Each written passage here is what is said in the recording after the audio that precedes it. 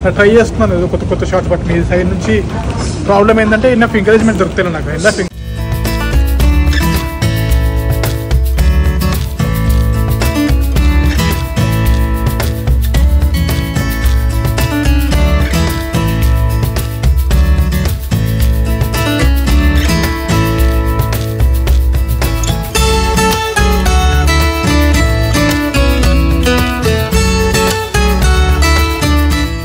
Hello guys, welcome back to new video. వచ్చేసింది మన last day of trip. Europe ట్రిప్కి ముగింపు పలకాల్సిన టైం వచ్చేసింది. ఇప్పుడు ఎర్లీ మార్నింగ్ 2:45. అసలు చీకటే అవ్వదు, అది కూడా వర్షం పడుతుంది లైట్గా, అందుకోసం కొంచెం క్లౌడీగా అనిపిస్తుంది. ఐస్లాండ్ నుంచి ఫ్లైట్ డైరెక్ట్ ఇండియాకి డైరెక్ట్ లేదు. నేను కావాలనే బుక్ చేశాను. అట్లా ప్యారిస్కి వెళ్తాను, ప్యారిస్లో లేఓవర్ పెట్టుకున్నాను. ప్యారిస్లో ఏం చేద్దామంటే సిటీలోకి వెళ్ళి ఐఫిల్ టవర్ చూద్దాం, చూసేసి మళ్ళీ ఎయిర్పోర్ట్ వచ్చేసి ఫ్లైట్ చూసుకొని ఢిల్లీ టు మళ్ళీ హైదరాబాద్. ఓవరాల్ చూసుకుంటే ఫ్లైట్ జర్నీ చెప్తాను చూడండి.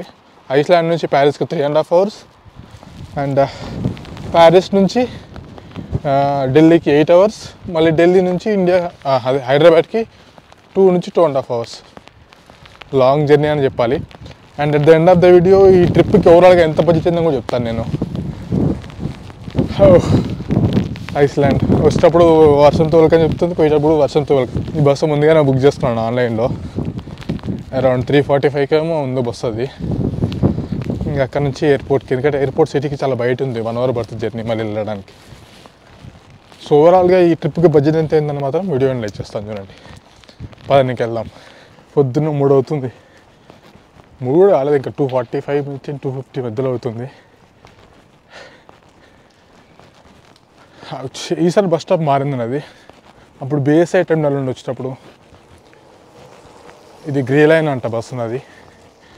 అది కొంచెం డిఫరెంట్ ప్లేస్లో ఉంది పికప్. అది కొంచెం డిస్టెన్స్ ఎక్కువే, ఆల్మోస్ట్ లైక్ 1.7 kilometers. ఈ బ్యాగ్ వేసుకొని ఈ స్టీప్ రోడ్ ఎక్కాలి ఇప్పుడు, 1.7 kilometers. Please put your seatbelt everybody. You are starting. Okay.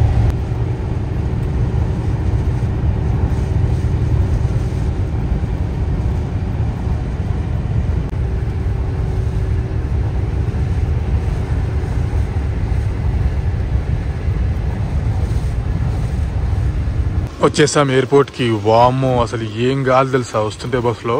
Literally ఆ విండ్ షీల్డ్ మీద మనం ఇట్లా వినగలుగుతున్నాం సౌండ్. ముందర చూస్తుంటే అయితే అబ్బా పానం జల్లుమంటుంది ఆ గాలికి. అమ్మ బయట వెదర్ చూస్తే మీకు ఆల్రెడీ అర్థమవుతుంది ఎట్లా కొడుతుందో ఎదురు గాలి. అసలు గాలి మామూలుగా లేదు తెలుసా. అండ్ ఇప్పుడు నేను వెళ్ళబోయే ఫ్లైట్ వచ్చేసి ఈ ఐస్లాండ్ నుంచి ప్యారిస్కి, ఈ ఐస్లాండ్ ఎయిర్ బోయింగ్ 777.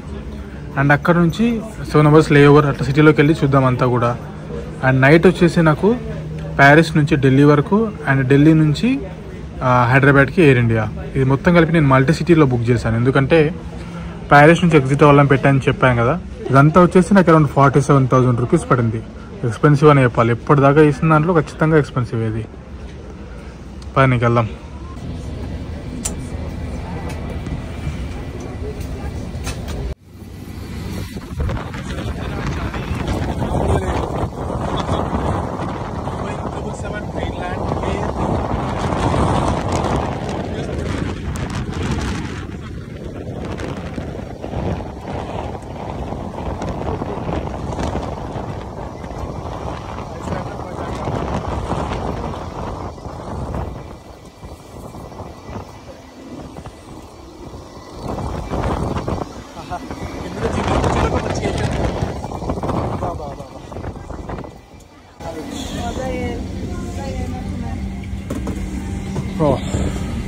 చెప్పాను కదా బోయింగ్ 777 అని చెప్పి, పెద్ద ఎయిర్ క్రాఫ్టే. 2, 3 and 2 వెబ్ చెకింగ్ చేసేటప్పుడు ఎప్పటిలాగే విండో సీట్ బ్లాక్ చేసి పడేసిన. 33A అది మనదే విండో. అదే అదే అదే అదే మనదే. ఓకే, మొన్ననే జరిగింది ఒక ఇన్సిడెంట్. సింగపూర్ ఎయిర్లైన్స్ దెబ్బకి ఎక్కంగానే సీట్ బెల్ట్ పెట్టుకొని కూర్చుంటాయి. ఇంకా దిగదాకా సీట్ బెల్ట్ తీసేదే లేదు.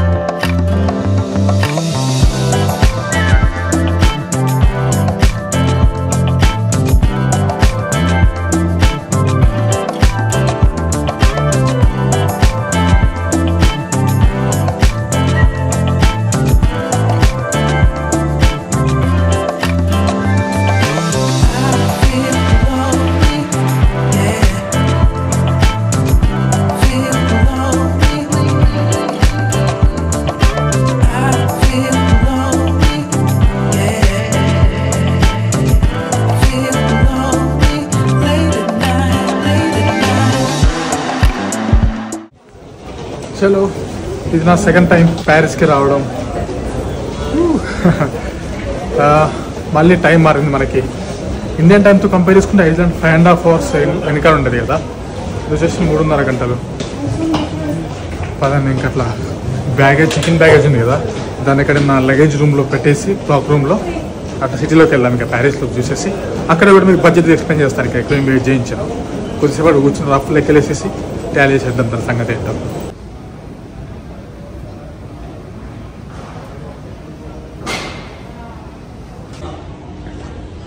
ఒలింపిక్స్ ఎఫెక్ట్ ఏమో ఎయిర్పోర్ట్ మొత్తం కలకల్లాడిపోతుంది భయ్య. అసలు చెమ్మకాయిస్తుంది తెలుసా, మామూలుగా లేదు ఇప్పుడు ప్యారిస్ ఎయిర్పోర్ట్ హవా. అసలు చూడండి ఇగో, మీకే అర్థమవుతుంది చూస్తుంటే. ఇలాంటి ఏదైనా ఈవెంట్ ఒకటి మన ఇండియాకి పడతలే బా, మనం ఏం స్కామ్లు చేయకుండా ఉంటే మొత్తం రూపురేఖలే మారిపోతాయి. నాకు తెలిసి మిస్ అయిపోయినా.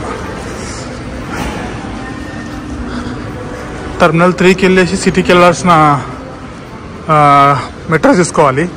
బట్ ఇక్కడ సార్థికంగా ఏంటంటే టర్మినల్ 1లో కానీ టర్మినల్ 3లో కానీ లగేజ్ స్టోరేజ్ రూమ్ లేవంట, ఓన్లీ టర్మినల్ 2 మాత్రమే ఉన్నాయి.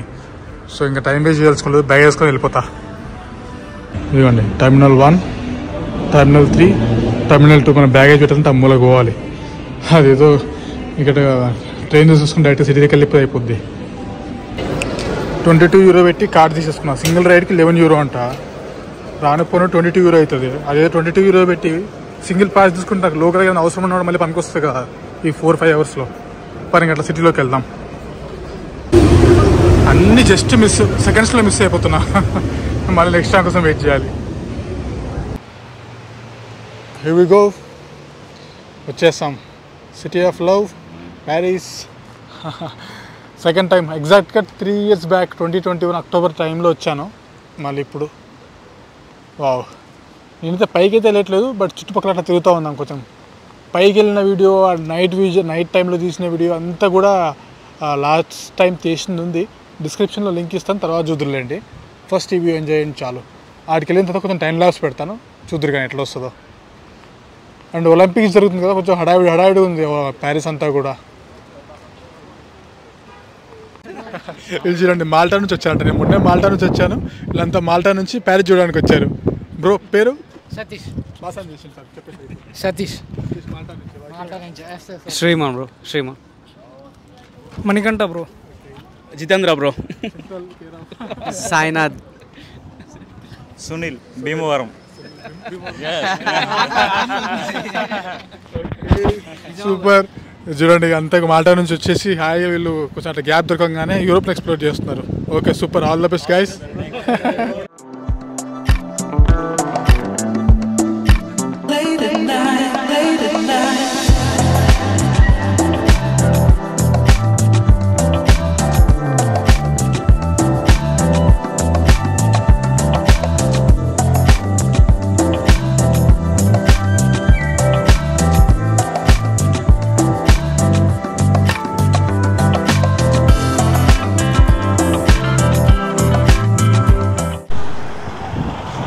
ఇదిగోండి ఎఫిల్ టవర్.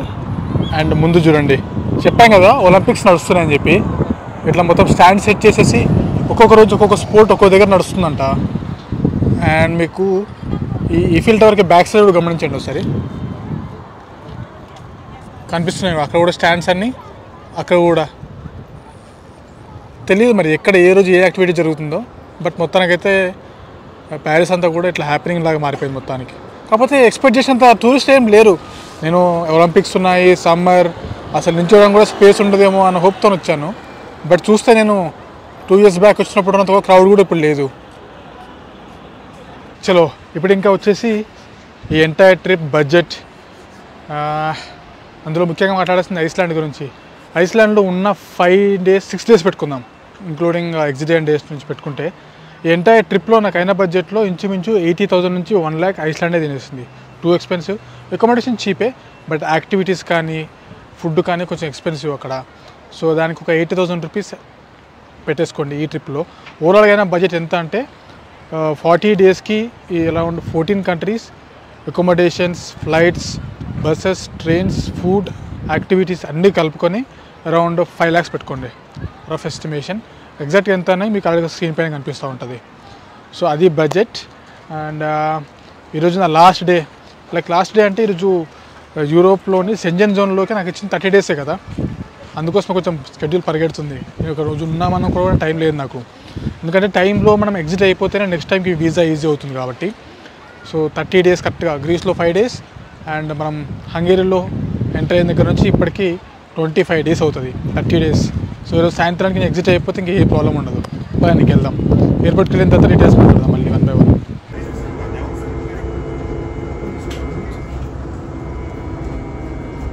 చలో వచ్చేసా మళ్ళీ ఇంకా ఎయిర్పోర్ట్కి. మన వాళ్ళు కొంతమంది కలిస్తే ఆఫ్ ద కెమెరా మాట్లాడుతున్నాను చెప్పు, అక్కడ వాళ్ళు వీడియోలో రావడానికి ఇష్టం లేదు. వాళ్ళు ఏదో బిజినెస్ ఐడియాస్ షేర్ చేస్తున్నారు, పాపం వాళ్ళు చాలా నాలెడ్జ్ షేర్ చేస్తారు ఇప్పటిదాకా. అండ్ ఇంకా వచ్చేసి సెక్యూరిటీ బ్యాగ్ డ్రాప్ చేసేసి ఇంకా నా గేట్ వైపు వెళ్తున్నాను. ఇమిగ్రేషన్ అయిపోగానే మళ్ళీ కలుస్తాను అంతే ఇంకా ఫైనల్.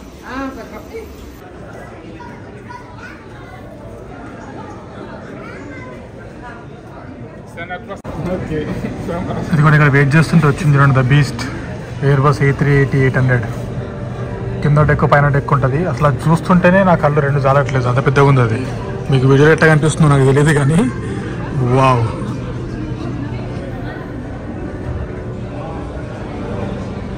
ఈ ఫ్లైట్ది సీటింగ్ కెపాసిటీ ఎంతో చెప్పుకొని చూద్దాం. చెప్పనా 853. బట్ టిపికల్గా అయితే ఎయిర్లైన్స్ వాళ్ళు అరౌండ్ 500 చేంజ్ అలా బోర్డ్ చేస్తూ ఉంటారు. బట్ ఇది మామూలుగా ఉండదు స్ట్రక్చర్ తెలుసు అది. చూడండి ఎంట్రీ కూడా ఎగ్జిట్ కూడా రెండింటికి సపరేట్, కింద వరకు ఒక లెక్క, పైన ఒక లెక్క. అది దాంట్లో ట్రావెల్ చేసే రోజు ఎప్పుడు వస్తావో చూద్దాం. చలో అట్లా ఇమిగ్రేషన్ కంప్లీట్ చేసుకుని వచ్చేసాను. అండ్ ప్యారిస్లో చాలా తక్కువ టైం గడిపినట్టు అనిపించింది కదా మీకు, ఎందుకంటే నాకు ఇక్కడ బ్యాగేజ్ రావడం లేట్ అయిపోయింది. నేను మళ్ళీ ఇక్కడ టర్మినల్ నుంచి ఒక ట్రైన్ తీసుకుని ఇంకో ట్రైన్ తీసుకొని సిటీ సెంటర్లోకి వెళ్ళి అక్కడ ఇంకో ట్రైన్ తీసుకుని ఐఫిల్ టవర్ దగ్గరికి వెళ్ళేసరికి 2 hours అయిపోయింది. ఏమంటే మీకు అంతా చూపించలే ప్రాసెస్. అండ్ అక్కడ కొద్దిసేపట్లో మన వాళ్ళు కొంతమంది కలిశారు. అట్లా వాళ్ళతో కొద్దిసేపు మాట్లాడేసిన తర్వాత ఇంకా కొంచెం అట్లా ఐఫిల్ టవర్ది ఏమంటారు టైం ల్యాబ్స్ అవి ఇవి తీసుకున్నాను. అండ్ నా ఫ్రెండ్ ఒక అమ్మాయి, ఎప్పటి నుంచో తెలిసిన అమ్మాయి ఇక్కడ ఉంది, తనతో కొద్దిసేపు మాట్లాడాను అది ఇది. కానీ తనకు ఆల్మోస్ట్ 3-4 years నుంచి ఉంటుంది. లాస్ట్ టైం కూడా వచ్చినప్పుడు కుదరలేదు కలవడానికి. ఇట్లా ఇప్పుడు వచ్చాం కానీ చెప్పి తనతో కొంచెం కలిసేసి మాట్లాడేసి. అండ్ తను ఇక్కడ student come part time job అలా చేస్తుంది. తను ఏంటి ఎక్స్పీరియన్స్ ఎట్లా ఉంది ప్యారిస్ అది అని చెప్పి మాట్లాడుతానికి అట్లా మెట్రోలో కూర్చొని ఎయిర్పోర్ట్ వస్తాక టైం అయిపోయింది. సో అట్లా టైంకి అయితే ఇంకా యూరోప్ నుంచి ఎగ్జిట్ అయిపోతున్నాము. సెంజన్ జోన్లో 30 days అండ్ బాల్కన్ కంట్రీస్ అని కలిపి 10 days, ఓవరాల్గా 40 days ట్రిప్. 5 lakhsలో అయిపోగొట్టేశాను. నా బెస్ట్ అవుట్ఫిట్ అయితే ఇచ్చాను అనుకుంటాను. వీడియో క్వాలిటీ మొత్తం మార్చేసి ఉంటాను కదా, ట్రై చేస్తున్నాను ఏదో కొత్త షార్ట్స్. బట్ మీ సైడ్ నుంచి ప్రాబ్లం ఏంటంటే ఇన్నఫ్ ఎంకరేజ్మెంట్ దొరుకుతాయి నాకు. ఇన్నఫ్ ఎంకరేజ్మెంట్ దొరికితే ఇంకా క్రియేట్ చేయొచ్చు వండర్స్. బట్ ఓకే చూద్దాం. ఇంకా కొన్ని ఫుల్ టూర్ ప్లాన్స్ చేద్దాం. కమ్యూనిటీ ట్యాబ్లో పోస్ట్ పెడతాను, దానికి అనుగుణంగా మీరు ఏది ఓటింగ్ ఇస్తే దానికి ఫుల్ టూర్ ప్లాన్ చేసుకుంటూ వెళ్దాం. ఓకేనా? నెక్స్ట్ వీడియోలో కలుద్దాం. Until then bye, take care. ఇంకా రిటర్న్లో ఢిల్లీ రీచ్ అయిన తర్వాత ఢిల్లీ నుంచి హైదరాబాద్కి ఏదైతే నాకు ఎయిర్ ఇండియా ఫ్లైట్ ఉందో అది వచ్చేసి ఇస్తారు. నాకు లక్కీలీ A50-900 వచ్చింది. అది రీసెంట్గా ఎయిర్ ఇండియా లాంచ్ చేసింది విత్ లేటెస్ట్ ఎక్విప్మెంట్. అంతా కూడా చాలా బాగుంది. ఇన్ ఫ్లైట్ ఎంటర్టైన్మెంట్ కానీ, ఫ్లైట్ కొత్తది అవడంతో చాలా నీట్గా ఉండింది. ఓవరాల్గా అయితే ఫ్లైట్ బాగా అనిపించింది. అండ్ విండోస్ సైజ్ కూడా చాలా పెద్దగా ఉంది. వ్యూయింగ్కి చాలా బాగుంటుంది, మంచి వ్యూస్ ఎంజాయ్ చేయడానికి. ఇఫ్ ఇన్ కేస్ మీరు కనుక ఛాన్స్ దొరికితే ఎప్పుడైనా బుక్ చేసేటప్పుడు A350-900 కనిపిస్తే మాత్రం బుక్ చేసేసుకోండి.